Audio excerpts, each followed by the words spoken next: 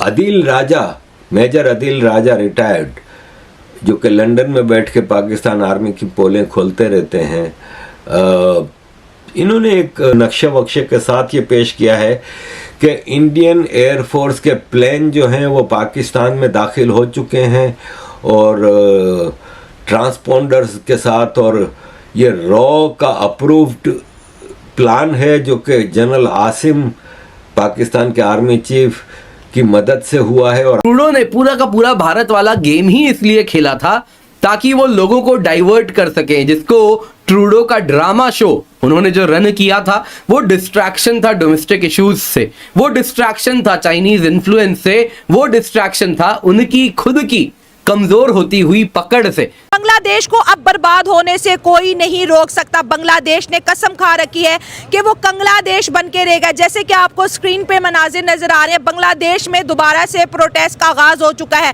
और इस दफा बांग्लादेश के स्टूडेंट की डिमांड है कि उनके जो प्रेसिडेंट है मोहम्मद शहाबुद्दीन रिजाइन करे। 24 घंटे का टाइम दिया, अगर 24 घंटे से पहले रिजाइन नहीं करते तो फिर बांग्लादेश के अंदर उसी तरह के दंगे भड़काए जाएंगे। वेस्टर्न वर्ल्ड को ये समझ नहीं आ रही, खासतौर पर अमेरिका को, कि किस तरह हम इंडिया को अपने साथ भी रखें और डराते धमका कि, और उसके बाद 10, 12, 13 पार्टनर कंट्रीज भी ले लिए। वो समझते हैं जरूरी नहीं है हमें पाकिस्तान को लेना, एज ए पार्टनर कंट्री भी नहीं लेना, मतलब इट्स नॉट नेसेसरी। उन्होंने महसूस ही नहीं, जरूरत ही नहीं महसूस की। ठीक है, हर जगह इंडिया मजबूरी बन चुका है। इंडिया के बगैर ये 5 वार, 4-5 जो भी वार चल रही है दुनिया के अंदर, इनको जब भी खत्म करना पड़ेगा तो सबसे पहले जो नंबर 1 चॉइस होगी वो प्राइम मिनिस्टर नरेंद्र मोदी होंगे। दोस्तों, अमेरिका की हर चाल का जवाब मोदी जी ने दे दिया है और ये हालत कर दी है कि अब पाकिस्तान को भी समझ में आ गया है कि भारत से अगर पंगा लिया तो अब अमेरिका भी नहीं बचा पाएगा। चीन का तो हाल ही खराब कर दिया है। चीन तो चुपचाप आके बैठ गया गोदी के अंदर कि भैया मेरे को आपके साथ बिजनेस करना, झगड़ा नहीं करना, जो मर्जी कर लो। पाकिस्तान को समझ में आ गया अब चीन तो हमें बचाएगा नहीं। अब रह गया था अमेरिका। अमेरिका के साथ इन्होंने शुरू से गालियां देनी शुरू कर दी थी जब चीन इनको पैसे दे रहा था। अब अमेरिका भी चुप हो गया है। अब इनको समझ में आ गया कि भैया हम गए। इसीलिए आप देख लीजिए, ये रिपोर्ट निकाली है मेजर आदिल राजा ने कि भैया पीओके भी सरेंडर कर दिया है।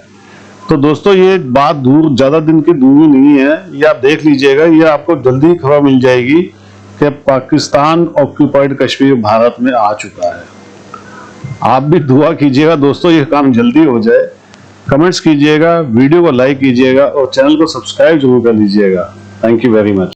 अदील राजा, मेजर अदील राजा रिटायर्ड, जो कि लंदन में बैठ के पाकिस्तान आर्मी की पोलें खोलते रहते हैं, इन्होंने एक नक्शे वक्शे के साथ ये पेश किया है कि इंडियन एयरफोर्स के प्लेन जो हैं वो पाकिस्तान में दाखिल हो चुके हैं और ट्रांसपोंडर्स के साथ, और ये रॉ का अप्रूव्ड प्लान है जो कि जनरल आसिम पाकिस्तान के आर्मी चीफ की मदद से हुआ है और आसिम ने इनको इजाज़त दी है कि आप इधर आके खालिस्तानी और कश्मीर के जो टेररिस्ट हैं इनको आप यहाँ से ख़त्म कर दें या उठा लें। ये मिस एडवेंचर है, पता नहीं क्या है।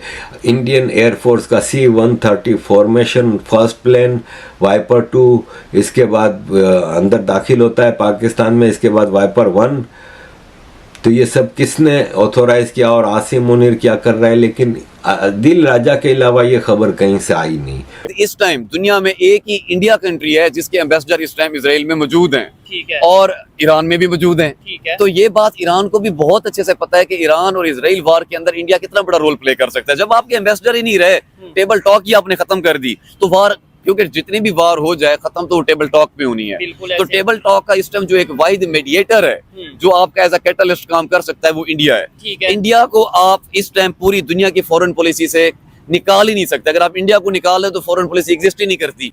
आपकी ईरान इजराइल वॉर इंडिया, आपकी Ukraine Russia war India. Even अब तो हम ये भी कह सकते हैं कि रशिया और अमेरिका वार इंडिया, चाइना और अमेरिका वार इंडिया। तो मिडल ईस्ट को भी देख लें, इजराइल मिडल ईस्ट की प्रॉब्लम है ना। ठीक है। तो इंडिया, ठीक है, हर जगह इंडिया मजबूरी बन चुका है। इंडिया के बगैर ये 5 वार, 4-5 जो भी वार चल रही है दुनिया के अंदर, इनको जब भी खत्म करना पड़ेगा तो सबसे पहले जो नंबर 1 चॉइस होगी वो प्राइम मिनिस्टर नरेंद्र मोदी होंगे। ऐसा नहीं है कि ब्रिक्स कामयाब हो गया है शायद इस वजह से अमेरिका दोबारा से प्रोटेस्ट इसी वजह से तो उनको मिर्चें लगी है ना अमेरिका को, क्योंकि जो इंडिया उनके तो जो इंडिया ना वो तो अमेरिका की किसी बात पे एग्री करता नहीं है, ठीक है। इवन के अमेरिका खुद चाहता है कि हम इंडिया में आके इन्वेस्ट करें, ये करें वो करें। तो ब्रिक्स की जो मीटिंग हुई है उसमें चाइना देख लो, इंडिया देख लो और रूस को देख लो, वो जिस तरह से वो खुश हैं और जिस तरह से उन्होंने वो मीटिंग किया, जिस तरह से वो सक्सेसफुल हुए हैं, तो वो अमेरिका को बिल्कुल हजम नहीं हुआ। और देखो उसी मीटिंग के बाद आज बांग्लादेश में फिर तमाशा लग गया कि इनके प्रेसिडेंट को निकालो।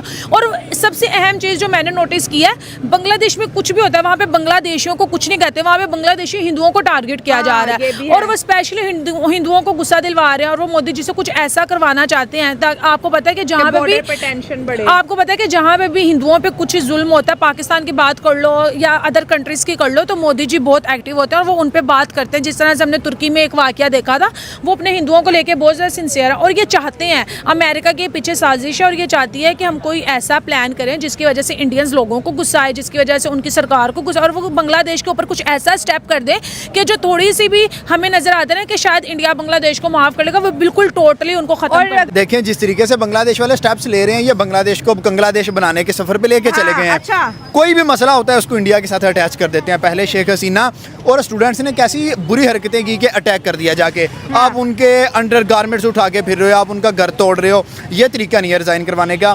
शेख हसीना इंडिया जाके बैठ गई, अब ये प्रेसिडेंट की तरफ चले गए हैं। ठीक है। अगर प्रेसिडेंट भी भागेगा तो कहाँ जाके स्टे करेगा? इंडिया के अंदर। वो भी इंडिया ही जाएंगे। क्योंकि उनके पास और कोई पनाहगाह ही नहीं है। उन्हें पता है कि इंडिया राइट नाउ सेफ है, उनकी आर्मी काफ़ी अच्छी है, उनकी इकोनॉमी तो वर्ल्ड बेस्ट जा रही है, तो ये जाके वहाँ स्टे करेंगे। इसका डायरेक्ट नुकसान किसको होगा? बांग्लादेश को। अच्छा। जिसका 3 साइड से बॉर्डर लग रहा है इंडिया के साथ। एक ऐसा कंट्री जिसने आपको चारों साइड से घेरा हुआ है, जिसके मफादात जिससे आपके मफादात जुड़े हुए हैं। अब देखें अडानी ने बिजली बंद की है, बांग्लादेश के पल्ले क्या रहा है? आप इंडिया से ले रहे हो, टेक्सटाइल जो है आपकी सारी इंडिया के अंदर चली गई है। इन्वेस्टमेंट सारी पहले आपको इंडिया की तरफ से आ रही थी। दुनिया की इतनी बड़ी इकोनॉमी के साथ आप पंगा नहीं ले सकते। बेसिक ये पंगा करवा कौन रहा है? जिस तरीके से अमेरिका को लगा कि यार ब्रिक्स के अंदर, अब मोदी ने तो चाइना से हाथ मिला लिया। हाँ, बिल्कुल। उन्होंने अब लगाई बांग्लादेश को उंगली के आप जाओ और जाके इंडिया के खिलाफ स्टेप लो। बांग्लादेश सोचे इतना सा बांग्लादेश है और इतने बड़े इंडिया से पंगा ले सकता है? नहीं। पाकिस्तान की इंडिया से ट्रेड बंद हुई तो हमारे आप देखें कि महंगाई कितनी ज्यादा नजर आ रही है। सही बात है। अगर बांग्लादेश की भी बंद हो जाएगी, ऑलमोस्ट तो बंद ही है। हाँ। अगर बिल्कुल बंद हो गई तो बांग्लादेश भी गया, रोड पे आ जाएगा। ब्रिक्स के अंदर पाकिस्तान को इवन डायलॉग पार्टनर भी एक्सेप्ट नहीं किया गया। कल रात को लेट ब्रिक्स पार्टनर कंट्रीज के नाम अनाउंस हुए, जिसमें Algeria, Belarus, Bolivia, Cuba, Indonesia, Kazakhstan, Malaysia, Turkey, Uzbekistan, Vietnam, Thailand वगैरह, नाइजीरिया वगैरह शामिल हुए। लेकिन पाकिस्तान का नाम भी नहीं आया। उसकी वजह क्या है? My assessment, जो what I have gathered information so far or what I have understood so far, वो ये है कि जो चाइनीज हैं वो ये समझते रहे कि हम अपने ताल्लुकात इंडिया से बेहतर करें। This is not a time कि हम पाकिस्तान के लिए इंडिया से लड़ते रहें या ताल्लुकात खराब करते रहें। सो लेट्स रिजॉल्व अपना बायलैटरल मसला हल करो इंडिया के साथ, एंड देखा जाएगा पाकिस्तान के लिए क्या होता है और क्या नहीं होता। मैं थोड़ा सा इसमें हैरान हुआ, पाकिस्तानी भी जारी बात है कि why China, you know, some people are saying China betrayed Pakistan, it's a betrayal. Some people are saying this. I don't buy this theory, but there are some Pakistani who have this approach कि यार ये क्या बात हुई, आप हमारे वैसे तो बड़े पार्टनर हैं, आपने हमें क्या किया है, आपने हमें, you didn't pay attention to us, ध्यान ही नहीं दिया हमारा। ठीक है ना जी, नई मेंबरशिप वालों को पूछा ही नहीं, पाकिस्तान के लिए प्रोसेस ही लंबा कर दिया।